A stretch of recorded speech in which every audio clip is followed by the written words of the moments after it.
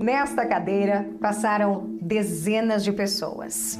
Foram mais de 6.000 quilômetros percorridos Brasil afora para levar até você histórias reais que mostrassem o que Deus quer fazer na vida de todos aqueles que se colocam à disposição dele.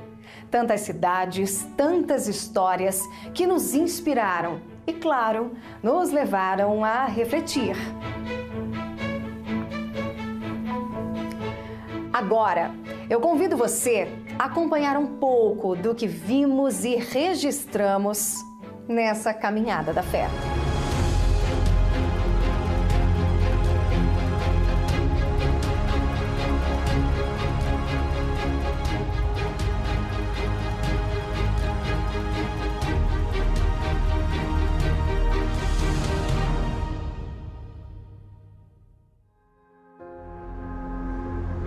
Algumas dessas histórias foram de pessoas que conheceram a mais profunda miséria. Pessoas que se misturavam ao lixo, que se sentiam parte das ruas. Pessoas que não tinham nada. Aos 10 anos, eu saí de casa, fui para a rua, fui morar na rua. Eu dormia no cimento, com os papelões, os papelão que me esquentava. Com 16 anos eu engravidei. E eu não sabia nem quem que era o pai da criança, né? Tanto é que eu estava debaixo do viaduto sentado um dia, eu lembro como hoje, passou uma senhora, uma madame com um cachorro debaixo do braço. Eu desejava toda a minha vida ser aquele cachorro. De tanta humilhação que eu passei. Eu sei que essas fotos são impactantes, mas essas fotos são a realidade no qual nós vivíamos.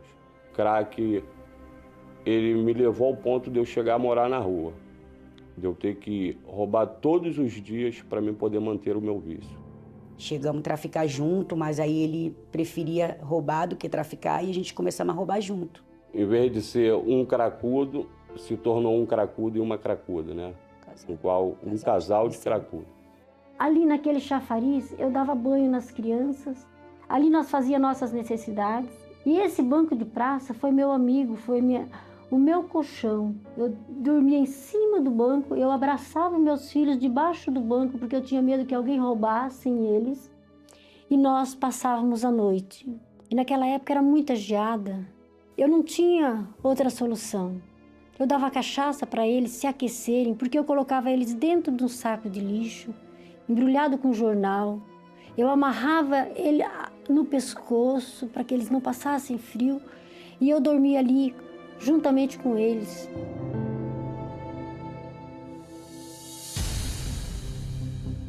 Também conhecemos pessoas que diziam ter tudo, ostentavam luxuosidade nos mais caros metros quadrados e que, ao mesmo tempo, por dentro, pareciam viver um imenso vazio. A gente começa a pensar daquela forma, não, eu vou adquirir uma lancha, tá? Então, você compra a lancha, e daí você sobe na lancha e você se diverte. Daí chega em casa, você fala, e aí, né? Eu tenho uma lancha, mas não estou feliz. Economicamente falando, então, nós tínhamos uma vida até invejável, né? A gente podia ter de tudo. Viagens, passeios, comer nos melhores restaurantes. Mas éramos vazios. Acho que a minha fisionomia diz tudo aí, né?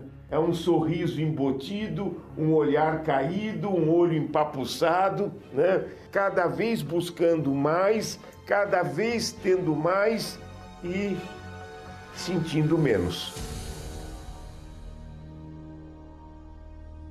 O que para muitos é motivo de lazer e até sinônimo de paixão, para alguns vira descontrole, como na história que conhecemos de uma pessoa que se transfigurou por uma obsessão destrutiva. Eu deixava de comprar fralda descartável, leite para minha filha, para poder ir ver jogo do meu time. Eu batia, eu apanhava, eu gastava meu salário, eu fazia o que tivesse que fazer para acompanhar a Ponte Preta. Se a pessoa falasse mal de uma mãe, do pai, de um familiar meu, eu não ligava.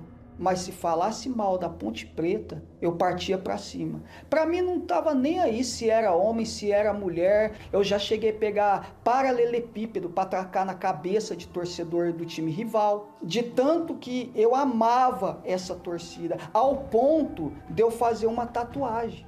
Essa tatuagem aqui eu fiz em homenagem à Ponte Preta. A Ponte Preta era a minha esposa, era o meu Deus, era o meu tudo. Histórias que narram o passado de quem já foi até uma ameaça à sociedade. Eu não tinha limites, ao ponto de, em uma semana, eu fui preso mais de uma vez. Foram 17 processos, eram processos atrás de processos. Eu cheguei ao limite, eu cometi um homicídio no bairro onde eu morava. Eu roubava banco, eu cortava caixa eletrônica e um dos assaltos que eu fui fazer até saiu no jornal porque um dos rapazes que estava com nós, a polícia acabou assassinando ele, matando ele. Eu saía da cadeia, voltava para o crime lá fora, ficava fora de novo. Eu ia para outros locais, outros lugares, e ali as pessoas achavam que eu estava indo para uma nova vida, mas não. Ali eu estava para abrir outro ponto de tráfico de droga. E eu cheguei a ajoelhar na frente dele e falei: William, pelo amor de Deus, para de fazer isso, muda essa situação, para de traficar, de roubar. Daí tamanho era o desespero que tinha uma irmã que me ajudava muito, ela se preocupava muito com ele também. E ela teve a ideia de acorrentar ele. Também registramos relatos de quem, por diferentes traumas, acabou refém de um dos piores sentimentos. Pessoas que alimentavam diariamente o desejo de vingança. Com os 11 anos de idade, eu sofri um estupro e aquilo causou dentro de mim muita mágoa, muito ódio, desejo de vingança. Passava muito pela minha cabeça de fazer com o meu agressor aquilo que ele fez comigo. Eu queria que ele sentisse a dor que eu sentia na mesma intensidade. Então eu comecei a vir ideias, planejamentos de matar ele. Já outras histórias nos revelam o passado de quem vivia apenas de aparência. Por vezes, eu ia para a igreja após ter saído de uma rodada de bebida. E ali eu ia ministrar uma palavra. Quando eu chegava, no meu íntimo, ali estava eu, o verdadeiro Jackson, a verdadeira pessoa. A gente mora mal, mas a gente sai todo dia, a gente vai pra festa, restaurante, as fotos nossas no Instagram tem um monte de curtida, olha que legal. Isso se prolongou no primeiro ano. O primeiro ano do nosso casamento foi um inferno. 19 anos vivendo dessa forma. 19 anos de hipocrisia, 19 anos de técnicas apenas. Casais que até compartilhavam da vida debaixo do mesmo teto e que, na verdade, conviviam em um lar que mais se parecia com o inferno. Uma certa ocasião ele me empurrou numa das nossas brigas, eu bati minha cabeça no armário, aí eu rapidamente peguei um ferro que estava perto de mim, que o que tivesse eu atacava nele, aí eu cheguei a rasgar a barriga dele na época. Aí ela começou a abandonar a família, começou a focar no trabalho. E eu gostava muito de empeitar ele, né? Eu era muito mandona, eu lutava pela autoridade da casa mesmo. Diferentes sofrimentos testaram o espírito de cada um. E há quem tenha sido tentado pelo chamado da morte. Eu deitei na minha cama, eu estava chorando muito e eu falei: olha, diabo, eu não tenho coragem de suicidar, mas eu te entrego a minha alma. A minha alma é sua, você pode vir buscar. Eu fiz 2 cortes profundos, né? Foram aqui, no pescoço, e esse daqui, que inclusive eu precisei passar por uma cirurgia. O meu intuito era fazer uma transmissão do meu suicídio, ao vivo. E foi quando veio uma voz na minha mente, falando para mim: sobe nessa ponte e tira a sua vida. E também tivemos histórias de quem desejava desesperadamente a vida e lutou contra a morte com toda força, mesmo que a medicina dissesse o contrário. E aí foi passando o tempo e aí foi que eu fui piorando mais ainda. E depois de alguns dias, aí foi quando eu entrei em coma. E aí na hora, a resposta que eu tive, que linfoma de Hodgkin é um câncer e que quem o tem só tem 1 ano de vida. Um certo dia, durante o banho, eu senti um nódulo na axila. Foi quando veio o diagnóstico que eu estava com câncer de mama metástico. Então ali começou uma guerra.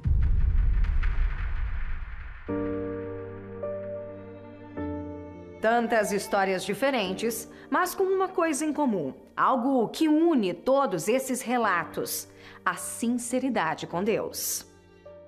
Nós fomos julgados pelo Tribunal do Crime. E agrediram a gente de tudo que é forma, com barra de ferro, madeiras, quebraram muitas madeiras em cima de nós. Ali, naquele momento, eu invoquei o nome de Deus. Porque ali eu vi que a minha vida estava indo por água abaixo. E através daquela atitude, eu clamei a Deus. Eu falei para Deus que se Ele me tirasse dessa situação, eu nunca mais voltaria para onde Ele me tirou. Ou o Senhor entra dentro de mim e me transforma. Eu vou voltar para as drogas, pai. Eu vou voltar para a rua. Eu não quero mais isso. E eu falei para Deus aquele dia: o Senhor sabe o quanto que eu fiz pro Satanás. O quanto eu servi o diabo. O quanto eu dei minha vida por ele. E naquele momento eu falei: meu pai, me perdoa por ter ficado muito tempo longe e nem sequer senti um pouquinho falta do Senhor. E o Senhor esse tempo todo nunca desistiu de mim. O Senhor sempre esteve ali. E então, a obediência ao chamado da vida, da voz de Deus, o altar. Eu cheguei bem na semana da Fogueira Santa. Eu mesmo fiz meu envelope. Eu lembro que eu peguei uma folha de sulfite verde, eu montei e eu fiz uma fogueirinha como se fosse uma fogueira de São João, porque eu não sabia o que era Fogueira Santa. E eu escrevi lá, Fogueira Santa. E eu lembro que eu falei para ele assim: pastor, mas eu não tenho nada para dar para Deus. Ele tem a tua vida. Dá o teu ser, dá o teu tudo para ele. Lembra o que você fazia para a torcida lá atrás, Cleito? Faço o dobro para Deus. E naquele dia que teve essa Fogueira Santa, eu resolvi me entregar. Aquela vida miserável mesmo que eu vivia, eu coloquei dentro daquele envelope. E dentro de mim, eu estava entregando o meu tudo. Eu estava entregando os títulos, o orgulho. Eu não queria saber mais daquela vida que eu estava levando. Eu queria que Deus fizesse algo novo. Quando foi para a entrega do propósito, eu dormi na porta da igreja. Fui uma das primeiras a chegar no altar. E então chegamos no momento em que houve para cada uma dessas pessoas a tão desejada troca de espírito. Primeiramente, Deus já foi mudando o meu modo de pensar, como eu podia agir. Foi como se de repente eu tivesse lavado os meus olhos com uma substância embranquecedora, né? E minha vida tivesse clareado. Deus mudou minha vida. Por quê? Porque Ele me mudou internamente. Foi o que aconteceu comigo. Aquela velha criatura sumiu, né? E veio uma nova. A força que eu adquiri descendo daquele altar me fez viver em prol do Espírito Santo. Eu vou receber o Espírito Santo. Eu lembro que de madrugada na cela, todo mundo dormindo, eu ia lá pro meu cantinho e buscava o Espírito Santo ali. Eu lembro que eu, filha de mãe solteira, tão carente de um pai presente, aquele dia para mim foi magnífico, porque finalmente encontrei um pai. É como se o próprio Deus ele descesse ali, me abraçasse, me acolhesse e me chamasse de filha amada. Eu recebi a maior alegria da minha vida, que foi a cura da minha alma, que eu ansiava receber tanto. Mas foi uma certeza tão grande de que Deus é comigo, que quando eu levantei, nossa, a alegria entrou dentro de mim. E ali o Espírito Santo se manifestou para mim. Ele se manifestou. Pela primeira vez, eu senti o que é ter paz. Eu não sentia. Eu já tinha mais de 35 anos. Foi um dia maravilhoso. Foi algo totalmente diferente quando o Espírito Santo me abraçou. Foi algo que não tem explicação.